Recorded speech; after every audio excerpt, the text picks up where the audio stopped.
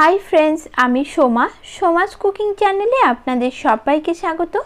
आज आमी आपनादेर अनुष्ठान बाड़े स्टाइले सब रकम सब्जी दिए घंट बा लाबड़ा बानिये देखाबो। এই রান্নাটি খেতে এত টেস্টি হয় যে সকলে আঙুল চেটে খাবে। তাই এই রকমই একটি সবজির ঘন্ট যদি গরম ভাতের পাশে থাকে তাহলে আর অন্য কিছুর প্রয়োজনই হবে না। চলুন তাহলে এখন এই রেসিপিটা দেখে নিন। সবজির এই ঘন্ট বা লাবড়া তৈরি করার জন্য যা যা সবজি আমার প্রয়োজন সেগুলো আগে আমি আপনাদের দেখিয়ে দিচ্ছি। যার মধ্যে রয়েছে আলু। আমি একটা বড় সাইজের আলুর খোসা ছাড়িয়ে সেগুলোকে সরু লম্বা করে কেটে নিয়েছি ডাঁটা। আমি এখানে লোটে শাকের ডাঁটা নিয়েছি, আপনারা যে কোনো ডাঁটা এখানে ব্যবহার করতে পারেন। তার সঙ্গে রয়েছে পটল, বেগুন, বরবটি ও গাজর। সব সবজিগুলো আমি ভালো করে কেটে পরিষ্কার করে ধুয়ে জল ঝরিয়ে রেখেছি। আর নিয়েছি একটা বড় সাইজের পেঁয়াজ কুচি, 2 চামচ চারমগজ বাটা, নিয়েছি একটা বড় সাইজের টমেটো কুচি। বাকি যা যা মশলা আমার প্রয়োজন সেগুলো আমি আপনাদের রান্নার সময় দেখিয়ে দেব। এখন গ্যাস অন করে কড়াই বসিয়ে নিয়েছি। কড়াইয়ের মধ্যে দিয়ে দিচ্ছি সরষের তেল। প্রথমে তেল একটু বেশি করেই নিতে হবে।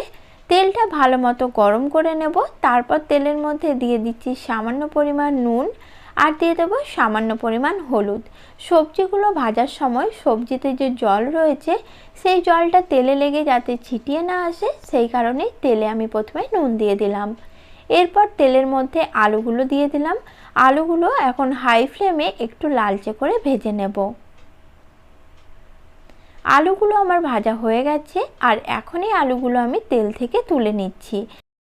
একই রকম ভাবে একে একে সবকটা সবজি আমি প্রথমে ভেজে নেব। এরপর দিয়ে দিলাম পটলগুলো একই রকম ভাবে একটু লালচে করে ভেজে নিচ্ছি। পটলগুলো আমার ভাজা হয়ে গেছে আর এগুলো তেল থেকে তুলে নিলাম। তারপর দিয়ে দিচ্ছি বেগুনগুলো ভেজে নিচ্ছি।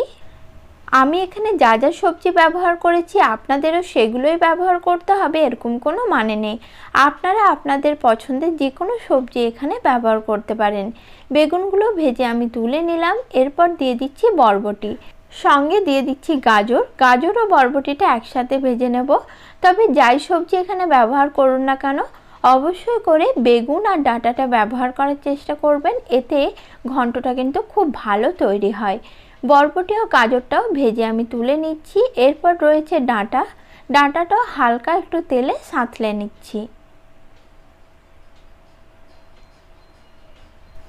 ডাঁটা ভাজা হয়ে গেছে, এগুলোও তুলে নিচ্ছি। বাকি তেলটার মধ্যে দিয়ে দিলাম এক মুঠো বড়িগুলো এখন ভালো করে একটু লালচে করে ভেজে নেব। বড়িগুলো লালচে করে ভেজে নিয়েছি, এখন বড়িগুলো তুলে নিলাম। তারপর ওই তেলের সাথে আমি আরও 1 টেবিল চামচ তেল অ্যাড করে দিলাম। পুরো রান্নাটাই চেষ্টা করবেন সরষের তেলে করার, তাহলে স্বাদ খুব ভালো আসে। এখন শুকনো লঙ্কা 1/2 চামচ 5 ফোড়ন ও একটা গোটা তেজপাতা ফোড়ন দিয়ে ফোড়নটা ভেজে নিয়ে দিয়ে দিলাম একটা বড় সাইজের কুচিয়ে রাখা পেঁয়াজটা এখন ভালো করে ভেজে নেব। পেঁয়াজটা দেখুন ভাজা হয়ে এসেছে। এখন পেঁয়াজের মধ্যে দিয়ে দিচ্ছি কুচিয়ে রাখা টমেটো আর দিয়ে দিচ্ছি 1/2 চামচ মতো নুনটা অবশ্যই স্বাদ অনুযায়ী নেবেন। দিলাম 1 চামচ আদা ও রসুন বাটা আর দিয়ে দিচ্ছি 1/2 চামচ কাশ্মীরি লাল লঙ্কার গুঁড়ো। এতে কিন্তু রান্নাটা ঝাল হবে না, কিন্তু রান্নার মধ্যে সুন্দর একটা কালার আসবে। এখন এই সমস্ত মশলাগুলো 1 থেকে 2 মিনিট মতো মিডিয়াম লো ফ্লেমে একটু ভেজে নেব, যাতে আদা রসুন বাটার যে একটা কাঁচা গন্ধ থাকে সেটা না হয়। মশলাটা 2 মিনিট মতো ভেজে নেওয়ার পর এখানে আমি অল্প পরিমাণ একটু জল অ্যাড করে দেব।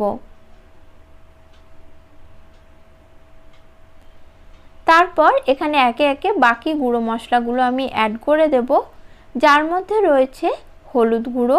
আমি প্রথমে 1/2 চামচ দিয়ে দিচ্ছি হলুদ গুঁড়ো, 1/2 চামচ দিচ্ছি ধনে গুঁড়ো, 1/2 চামচ দিচ্ছি জিরা গুঁড়ো। এখন সব কিছু খুব ভালো করে মিক্স করে নিচ্ছি।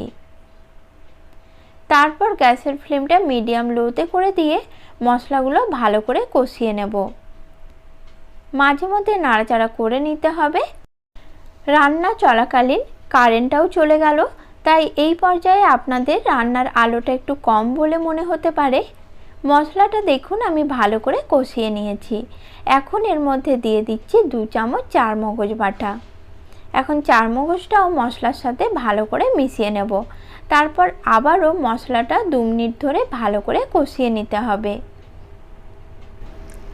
মশলা আমি খুব ভালো করে কষিয়ে নিয়েছি। এখন এর মধ্যে আমি ভেজে রাখা সবজিগুলো দিয়ে দিচ্ছি। এখন সবজির সাথেও মশলাটা এভাবে নাড়াচাড়া করে মিশিয়ে নেব। আর এইভাবেই মশলা ও সবজিটাকেও আমি একটু 2-3 মিনিট ধরে কষিয়ে নিচ্ছি।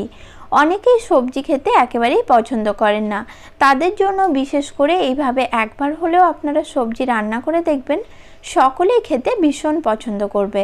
সবজি ও মশলা ভালো করে কষিয়ে নেওয়ার পর আমি এখানে অ্যাড করে দিলাম জল। আমি এখানে 2 কাপ মতো জল দিয়েছি। এরপর ঢাকনা দিয়ে ঢেকে সবজিটা আমি হতে দেব 5 মিনিটের জন্য। 5 মিনিট পর ঢাকনাটা খুলে নাড়াচাড়া করে নিচ্ছি। তারপর এই পর্যায়ে আমি দিয়ে দিচ্ছি 3টে চিড়ে নেওয়া কাঁচা লঙ্কা আর দিয়ে দিচ্ছি ভেজে রাখা বড়িগুলো।